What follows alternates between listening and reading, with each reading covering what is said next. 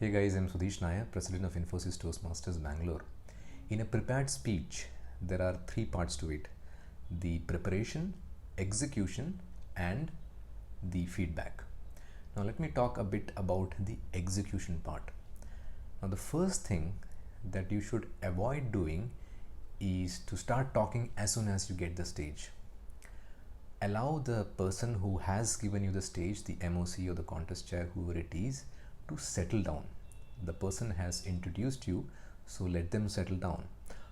Don't start talking right away because the person needs to settle down, the audience needs to stop clapping.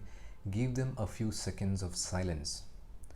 In fact, you can use an additional 2 to 3 seconds of silence to ensure that everyone has their attention towards you. You can also utilize this time to think about your first one or two lines. Just start to memorize and repeat them in your mind during those initial few seconds, so that once you get that first line out, it feels like scoring a boundary on the first ball. The first line has to be flawless. That's when the audience really feels that yes, here's a good speaker. In fact, use that first line, and I would say the title of the speech, to evoke some kind of curiosity or some kind of thought into the audience's mind, so that you start off on the right note. Now again, speaking of cricket, Sachin Tendulkar has said, and I'm sure others have too, that when you're executing, you cannot think about what you're doing at your place. As a cricketer, you cannot think about what you're doing on your crease. You have to think about what goes on at the other end of the crease, the other crease on the other end of the pitch. So think about it. As a batsman, you cannot think, am I putting my feet correctly? Am I covering the line of the stumps correctly? Is the ball hitting the bat correctly? That's not what you think about.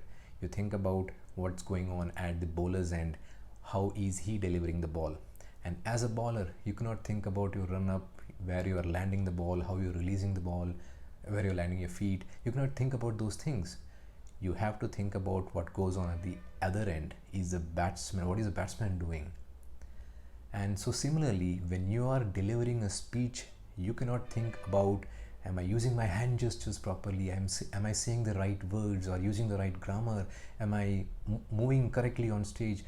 That is not the time to think about those things. Now, as a cricketer does, they do think about these things, but only during practice time. That is why they have this net practice.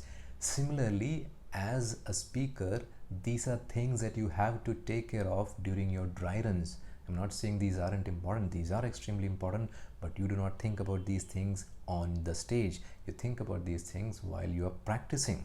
And finally, when you come on stage and deliver, you do not think about what you are doing there. You look into the audience's eyes, into every corner of the room, and then you deliver your speech. A lot of times what people do is they stop thinking about, they would just come to the stage and say, hey, I am audible, right? I don't need a mic. They would just say that first few lines very loudly, and then the rest of the speech they would just go on speaking like this. Avoid doing that.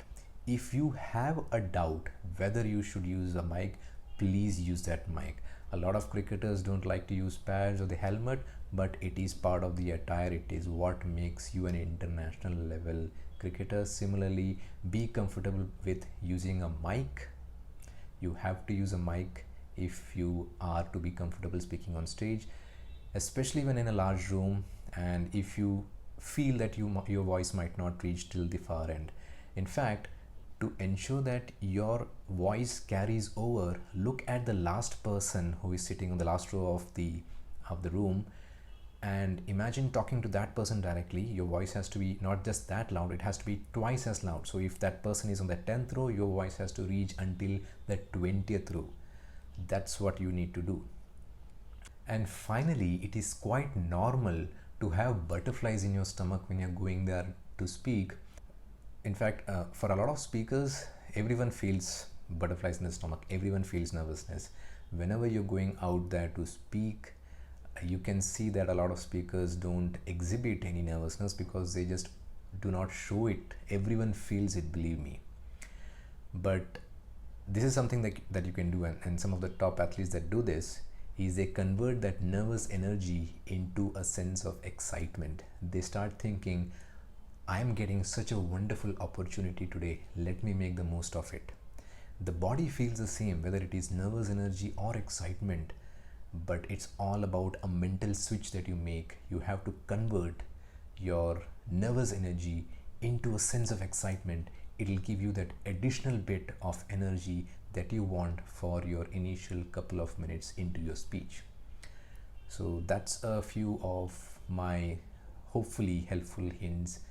I wish to see you again on stage giving your speech. So wish you all the best.